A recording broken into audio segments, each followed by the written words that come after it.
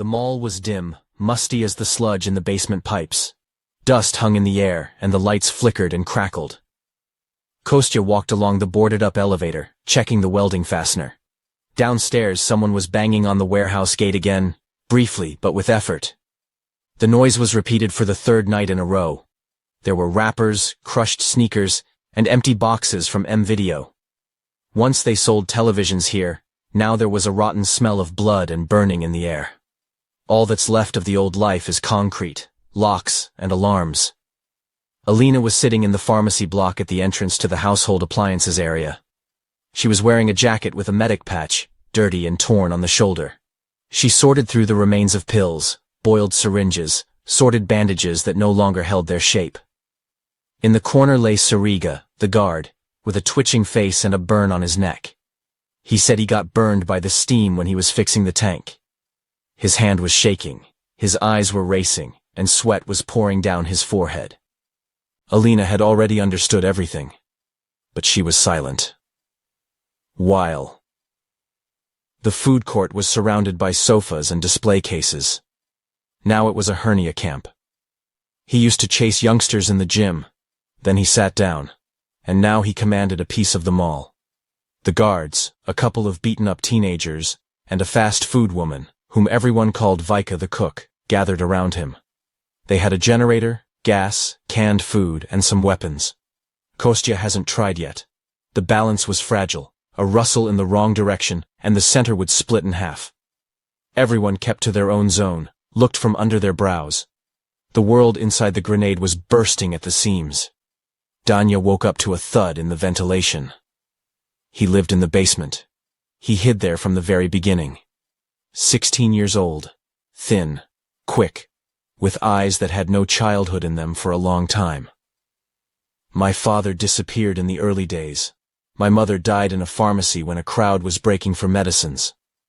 Danya knew every move, every trap door, and he crawled through the systems like a spider. He could hear who was swearing, who was hiding the stew, who was waking up at night screaming. Now there was someone heavy coming from above. It wasn't a rat, and not a human. The lights were scheduled to turn on in 2 hours. Electrician Stas was sitting at the emergency entrance, holding a rusty pipe on his lap. The cameras went down 3 times during the night, 1 minute at a time, then everything came back. Once he saw a figure on the monitor, standing at the loading ramp, as if waiting. I didn't tell anyone. Panic will kill faster than infected people. It's better to wait, watch, and be silent, and be ready to rip the wiring if they go inside. Kostya arranged a morning gathering. Alina, Stas, Danya, 2 guards, and my grandfather, an old man from the technical floors who had once drawn plans for the BTI, gathered. He brought an old map. It led from the Granada subway tunnel to the communications plant. No one knew the entrance. The guard chuckled. It's like a subway for zombies. Danya was silent, but then he said softly, "They're already in the ventilation." He was ignored. But Kostya remembered. They found dents on the sash in the warehouse. It was as if she had been hit with a shoulder or a head. One beam was bent. There's a blood stain on the floor, blackened, thick, like fuel oil. Alina examined it. It was fresh. Kostya clenched his teeth. Everyone was silent. Even the air became quieter. 2 men came down to the warehouse with a balloon and a shovel. "Are we going to call the fire brigade?" the guard muttered. "If they break through, we'll burn everything to hell." Kostya knew it wasn't a joke. Someone can't stand it. Someone will blow up the generator. They were hanging on by a thread, and everyone knew it. And there was something waiting outside the door. Alina suggested an inspection. One by one, people entered the first aid kit. They stripped to the waist. Some have bruises, some have scars, some have a dog bite from 2 weeks ago. One of them lost his temper, grabbed his throat, and then they put him to sleep with an ampule. Danya stood in the corner and said softly, "That's not all. One of them is hiding." At night, the cameras went back down. For 38 seconds. That was enough. Kostya woke up screaming. I walked through the corridor to the warehouse. The door was open. The floor is covered in blood. The boxes are scattered. "It's already here," Stas said. In the morning, one guard was not found. The second one was found, faceless, in a utility room. The door was knocked out. The cameras weren't working. There's a footprint on the floor. A hand spot, curved like a spider's. Danya watched, not breathing. "This is intelligence," he whispered. "They're testing the walls." The wind howled over the garnet, as if someone heavy was rising from below. The mall was built on bones. Metal was being torn from outside. People stirred inside. Kostya looked at the map and thought, "You can't stay here for long. There's too much noise. There are too few people alive." The night passed in silence, but this silence was rotten. People didn't sleep, they just sat there, silently listening to the building creak. Someone was dozing with a knife in their hands. Someone was just smoking and staring into the darkness. Kostya went down to the basement, walked along the warehouse doors. Everything was closed, but there was fresh dust on the hinges. So, someone came up, touched it. The cameras went off again for a short time. Exactly 40 seconds. It would be enough to open and close. He stood in the hallway, feeling the building breathe. And I knew that somewhere nearby there was no longer a person breathing. Alina spent the whole night tinkering with those who came with a fever. One guard was pale, with red eyes. The other was a teenager from the food court. He was shaking and couldn't get up. They complained of fever, headache, and weakness. She examined me, injected antipyretics, isolated me behind the counter of the pharmacy. It would have looked like a cold if it hadn't been for the smell. Both of them had a rotten taste coming out of their mouths, like iron with rotten meat. Alina didn't tell anyone about it. I checked myself. Everything is clean. But I already knew that one of them would get in trouble. Kostya gathered everyone in the central hall in the morning. Who went out to the warehouse at night? Step forward. Silence. 30 people stood like statues. Even the hernia with the brick face didn't twitch. "All right," Kostya said. "Now we're searching everything. By sector. Storerooms, utility rooms, technical rooms. If someone hides an infected person, they will be shot. No more talking." He had a submachine gun in his hand, and fatigue was in his eyes. Not anger. Time heals anger. Only death from fatigue. The search went on all day. Traces were found in the grocery warehouse. Packages were torn. Canned food was opened manually. Someone was snooping at night, and it wasn't the first time. In the kitchen, someone tried to break through the plasterboard wall, from that side. There was a gap in the technical compartment inside. There's dirt, stains, and a shoe mark on the floor. Stas determined. Not him, not Kostin, not from the guards. So someone was running by himself. By myself. And somewhere in the building there is a passage that is not being talked about. It got worse in the evening. The guard, whom Alina was stabbing, began to rave. He screamed that he was being fried alive, struggled in a fever, threw off everything and ran around the hall. Kostya twisted it, tied it to the battery. The temperature is under 40. After a couple of hours he started wheezing. Then he just passed out. Alina sat next to him, listening to his breathing getting quieter. Then that's it. There is no pulse, the body is cold. 3 minutes later he jerked, jumped up, and yanked the chain. He bit Alina's hand. They shot at once. In the head, from 3 meters away. The wall was covered in blood. Pieces of the skull were running down the tiles. Alina was sitting on the floor, shaking. Kostya bandaged her hand himself, biting his lip. The bite is shallow. The skin is slightly torn off. They injected everything they had. Antibacterial. Antipyretic. They sat down next to each other. She was silent. He stared into the void. One thought was spinning in my head. Inside. Everything is already inside. In the evening some people ran to the food court. Hernia stood up as usual with a grin. "Well, boss, did you drive people away? People will be sitting with me. You've got infected. You've got gunfire." There is silence and order. "Is everything all right?" Kostya asked. "You have a couple of drugs and a cook who has a mind like glass." "It's better than sitting under your control," Hernia said and turned away. "The conversation is over." Kostya realized that from that day on, everyone is on their own. Danya did not sleep. I lay in the dark back room and listened to the floors creak upstairs. There were people around, but it felt like he was alone. He reached into the vent again. I wanted to check who was roaming between the floors. I found an empty passage to the food court pantry. He hid, watched. 2 teenagers with bats were standing by the boxes. They opened one. Inside there are bandages, knives, and a package labeled hydrocortisone. Medicines. The ones that disappeared. Danya understood everything. The whole mess is being covered from the inside. He returned to Kostya. He told me everything. He listened in silence. Then he called Stas over and said, "We'll search the food court in the morning, with full analysis. If anyone gets in trouble, it's a waste." Danya nodded. One of them coughed so much that he almost spat out his lungs. "He feels bad." "Then he won't live to see tomorrow," Kostya said. "But we won't touch it until morning. We'll wait. Let them make a move themselves. Security has been tightened at the warehouse. They put 2 men with machine guns, a searchlight, and an improvised siren from a car alarm system." Alina was lying on a cot. His face is gray, and his eyes are half closed. The temperature was stable, but my consciousness was clear. "You won't turn," Kostya said. "You have nerves of steel. Or I'm already a zombie and just didn't notice." She grinned. "Then stay away from the head," he replied. They both laughed, bitterly. In the early morning, footsteps were heard. Along the wall, behind the technical entrance, someone was running. He ran quickly, pulled the handle, didn't open it, and disappeared. Kostya jumped up, ran, turned on the spotlight. No one. Only the ventilation grate is open. All. The infected person is already inside. Or the person who is in league with him.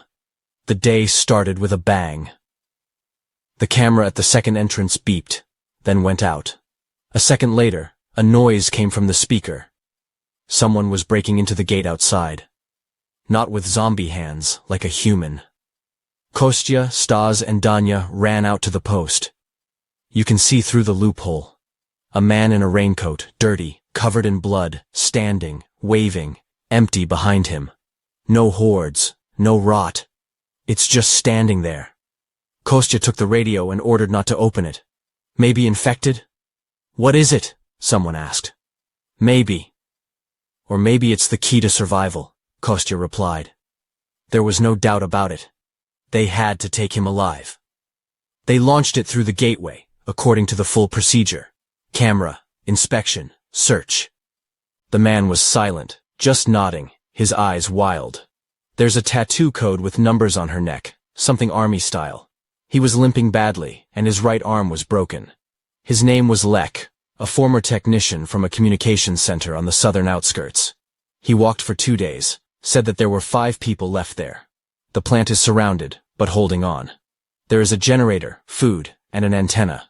He said that he had heard on the radio that a sweep would take place in the region tomorrow night. The military will burn out sectors, including grenades. We gathered in the pharmacy, everyone who was in the subject. Kostya, Alina, Stas, Danya, Hernia came uninvited. Lek drank water, then said, "Your area is on the demolition list. You have 24 hours. If you want to survive, go ahead." Kostya exhaled. "Where to?" "There are only packs around. There's a tunnel under us, the old technical one. I was walking towards the factory. I was in it about 10 years ago. It's long, but it's passable. If you don't be dumb, you'll get there." Hernia chuckled. "Maybe you can draw us a map?" Leahy really had a map. In a bag, covered in mold, but readable. An old one from the archive. Kostya and his grandfather studied it. The tunnel went from the basement of the shopping center, through 2 technical compartments, to the boiler room at the factory. Technical entrance. But the passage is overgrown, blocked, and flooded in places. There's water, pipes, old wires, but you can get through. If it's fast, Lek said. Danya asked, "And the zombies?" "There is, but not packs. The main thing is not to make noise. And don't shine." Alina sat in silence. My arm hurt, but my fever had subsided. She said only one thing. "I'm coming." Kostya nodded. That's settled. He, Alina, Danya, Stas, Lech, and 3 other volunteers. The rest either refused or reached for the food court. The hernia remained. I'm the king here. Let anyone who wants to die with you. Kostya looked at him and said, You're the king of the trash. Tomorrow your crown will burn along with everything. The basement was damp and dark. Danya went first, shining a flashlight. The smell was terrible. Mold, rotten wires, rot. The walls are covered with moisture. The floor is slippery concrete. There was a grate in the corner, brewed. Stas sawed it down in 20 minutes. Inside is a pipe with a diameter of 0.5 meter. Here it is, the tunnel, Lech said. It'll be fun. And he got in first. Behind him is Danya, then the others. They crawled slowly. It was humid, stuffy, and every rustle hurt my ear. 15 minutes later, one of the volunteers, Kostya, nicknamed Belyak, began to suffocate. We stopped and gave him an incentive. He walked on. Then there's a turn. We went out into a compartment with rusty cabinets. Suddenly there was movement. A silhouette shot out of the darkness. Something that was a man fell off the pipe and clung to Stas's neck. Screams, blows. Lech fired, twice, at point-blank range. Meat on the walls. Stas was dead. Everyone froze. Kostya slowly lowered the machine gun. They're here. They're waiting. Danya was shaking, but he walked. There is another compartment ahead. The floor is in the water. Everything is noisy. The rustling. Someone said, Don't breathe loudly. Kostya replied, It's too late. We are already guests. Lech was walking, holding a pistol with both hands, his eyes darting. The passage is coming soon. Be patient. And don't fall behind. A grate appeared ahead. There's a hatch behind it. The entrance to the sewer. It was opened with difficulty. It was all rusty. The stench surfaced, but it's more spacious inside. Danya got through first. It's clear. Go ahead. One by one they climbed. There's a squelching sound behind me. Someone from the depths of the tunnel began to move. Slapping, running, screeching, wheezing.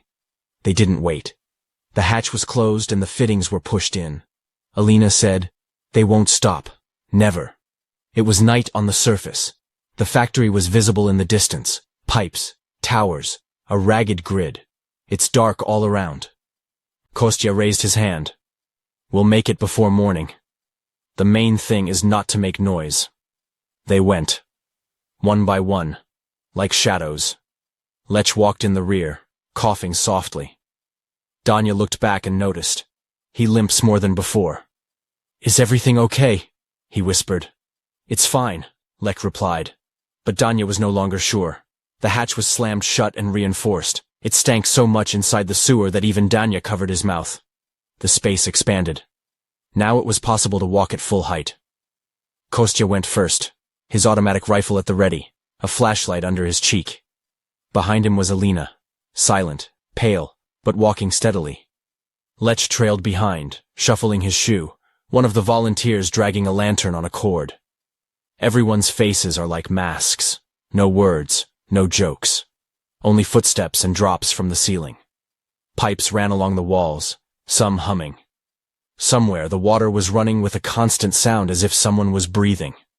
One of the volunteers, a guy named Mig, stumbled and got into the slime. He screamed. Everyone turned around. Be quiet, motherfucker, Kostya hissed. Noise was the enemy here. The sound bounced off the walls, as if calling someone.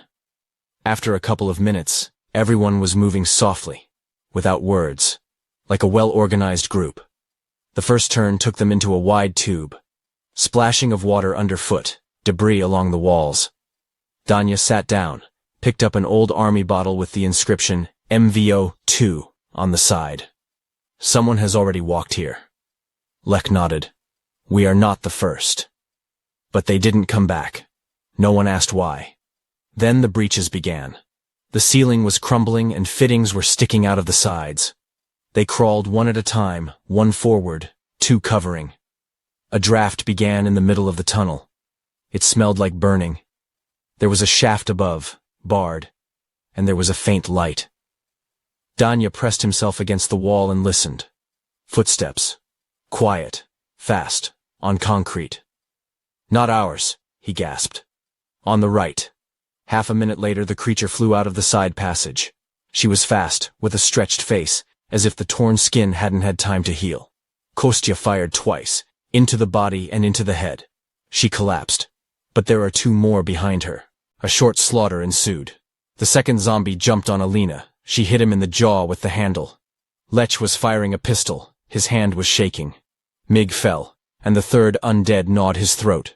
Kostya finished him off with a butt kick. It was over in a minute and a half. Mig was writhing, wheezing, blood gushing from his neck. "He's not a tenant," Kostya said. Lech retreated to a corner and threw up. Alina looked at the corpse and was silent. Then we went faster. 2 are already gone. Stas and Mig. There are 5 left. Danya went first, deftly, almost soundlessly. The tunnel plunged down. The water was higher, up to my ankles. Kostya checked every turn. One of the passageways is completely blocked. You can climb through the pipe from above, but narrowly. "Only one at a time," Lech said. Danya got in first. 3 minutes of silence. Then a voice. "Clear. Get in." When everyone had passed, the grate on the ceiling collapsed. Out of her is a creature that has broken loose from its chains, as if it were waiting. She hit Kostya on the shoulder, and he flew away. Danya threw the knife right into the throat. Lech finished off with 2 steps. The bullet entered the temple. The impact rolled through the space like a wave. Kostya stood up and wiped away the blood. "We won't last long," he said. Alina nodded. "A couple more of these and we'll go to bed." Next came a new section. The walls are smooth, the concrete is fresh, as if it was recently repaired. There are boot marks on the floor. It wasn't trash. Someone was walking around here. Not infected. People. Either the survivors or the cleanup, Kostya said. "If we're on the radar, we're finished. There's a door at the end of the tunnel. Metal, with a combination lock." Lech exhaled. "The factory. We're here. It remains to be opened." The code didn't work. Not on the first try, not on the second. Lech was hitting the keys, swearing. Danya was already looking around. Kostya kicked the door, then kicked it again. The lock sparkled. Then it worked. A rasp. A click. The door opened. There's a flight of stairs behind it. There is no light, but the air has changed. Fresh. Everyone moved, one by one. Lech walked last, breathing heavily. Danya noticed that he was pressing his hand to his side. There was a locker room upstairs. Dust, old uniforms, empty boxes. You can see through the window. An industrial area, pipes, remnants of fencing. Factory.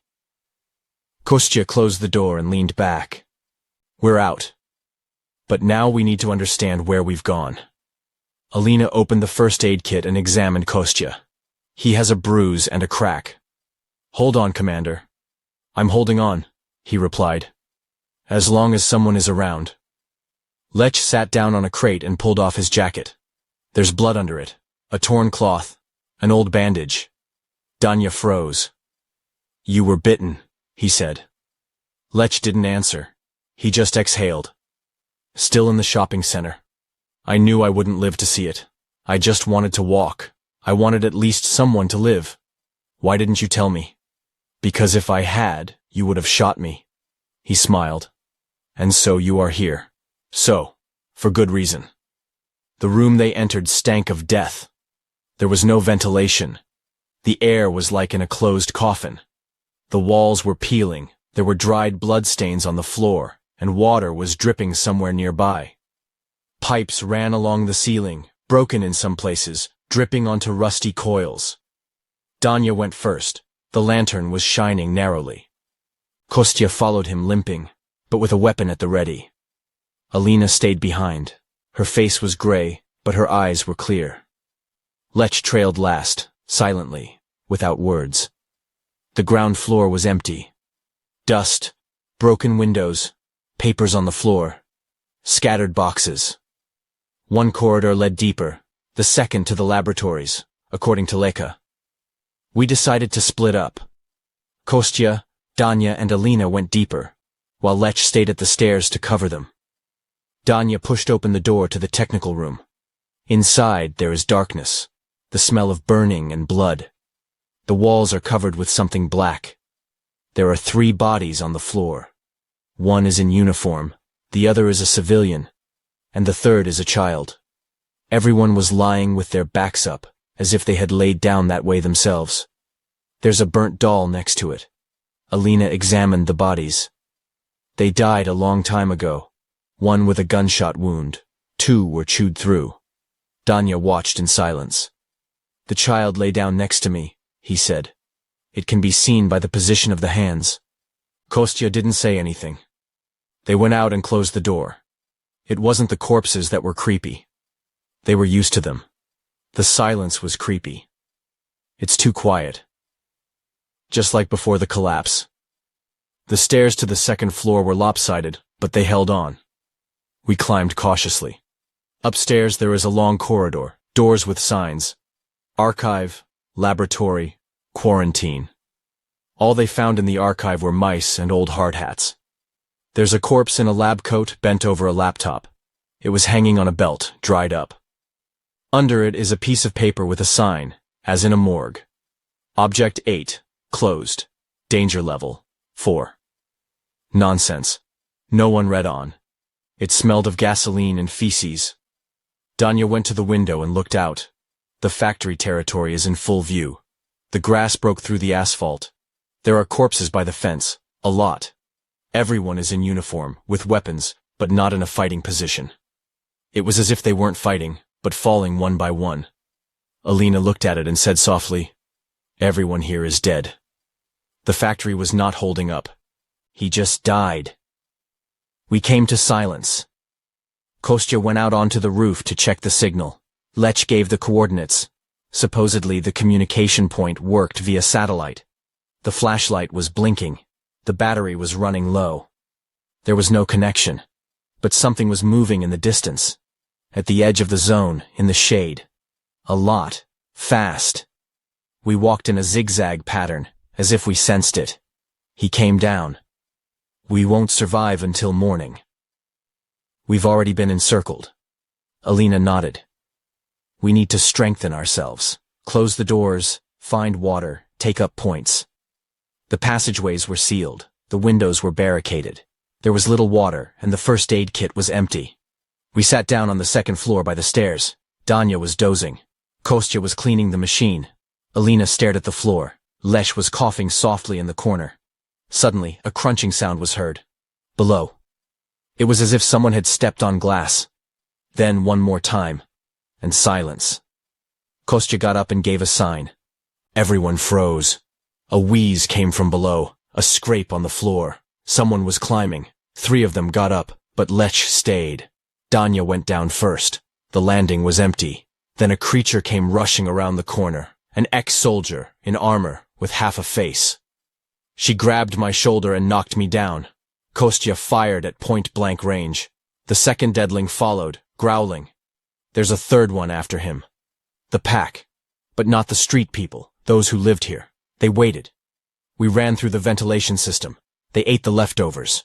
And so they came out. The massacre began. Danya was pulled out. Her shoulder was torn, but alive. Kostya was shooting. Alina was finishing with a knife. Bloodied, covered in shit and stench, they pushed the undead deeper into the corridor. There were more of them. That's it, Kostya breathed out. They broke through. Alina wrapped Danya with a tourniquet. He's holding up. While. But if there are more of them, we won't leave. Kostya looked at the door. She was shaking from the blows. Then we'll die here. But not fast. There were sounds on the roof. It's like running on tin. Danya was reclining. His eyes were cloudy. I don't want to die, he whispered. Kostya silently put the pistol next to him. Then keep him close. Outside, the howling grew louder. They could smell it. The pack was already coming. They knew where the food was. And she was afraid. Not starvation, but death. Terrible, in the dark, alone. No one can save you. Just the trunk, the concrete, and the will. The factory creaked as if it knew it was going to end soon. Flights of stairs rattled outside, and old doors fell under the pressure of rot. The undead didn't break in right away. They were picked up first, checked. Then they marched en masse. The smell was already everywhere. sweet, rotten, and corrosive. Alina was looking through the scope. Kostya was reinforcing the second floor. Danya lay unconscious, his bandages soaked with blood. The first breakthrough started at 2 o'clock in the morning. Through the ventilation shaft, they broke through the grate and fell right into the passage. One of them fell on the concrete, stood up like a doll on a spring, and rushed. Kostya cut him down with a burst. 3 more men followed him. One had bones out, the other had no lower jaw. Alina was hitting me right in the eyes. Lech died first. One of the undead grabbed him by the head and slammed him against the wall. Mute. Just a crunch and silence. Kostya dragged the body away. He laid her down next to him. Without words. We fought without tantrums, without heroism. As they could. The second floor was held for an hour. Then they broke through the stairs from the rear. One of the volunteers escaped and locked the door behind him. He was eaten first. The screams were terrible. Danya came to his senses. He sat down. His eyes were cloudy. I can hold the corner. You can do it, Kostya said, and gave him a clip. Until the end. The bullets were leaving quickly. Every hit had to be accurate. Kostya counted every shot. Alina was holding a narrow passageway near the technical area, with a knife. The undead were climbing inexorably, in 2s and 3s. They screamed, and scratched at the walls. One of them spoke up. The voice was gurgling, as if it belonged to someone else. We here. Alina plunged a knife into his throat. No one commented. No one was alive here anymore. In the morning there was silence. Harsh, deaf. No footsteps, no rattling. Just a heartbeat. Kostya got up from the floor, brushed off the dust, and looked out the window. The factory's territory is littered with corpses. The undead are dead. Real. It was as if something had turned them off at once. Then he saw that they were walking behind the fence. Military. Gradually. In chemical protection. With flamethrowers and searchlights. Behind them, armored vehicles, the hum of engines. He went down and opened the door. With his hands up. The loudspeaker blared, "Stay where you are!" "I'm alive," Kostya said. His voice was hoarse, but firm. 3 men came up. We checked it out. They led me inside. Then they asked, "Survivors?" 2, he replied. "Me and the kid. The others are there." Alina was lying downstairs, without a pulse. She was smiling. She died standing up, with a knife in his hand. Danya was carried away on a stretcher. Unconscious, but alive. Kostya was the last to leave. The factory was on fire. The bodies were collected in heaps. They poured gasoline on it. No one asked unnecessary questions. They only recorded. The object has been cleared. There was a contact. The transfer did not occur. There is no threat. Everything is under control. Everything is under control, motherfucker. Kostya was sitting by the car. He was smoking. The cigarette was given by the military. I looked at the smoke, then at the sun. It was rising over a burnt-out field. The pack is dead. The kid survived. Everything else is burnt out. Everything that could have been lost is lost. He felt neither joy nor anger. Just fatigue. That's it. It was the end.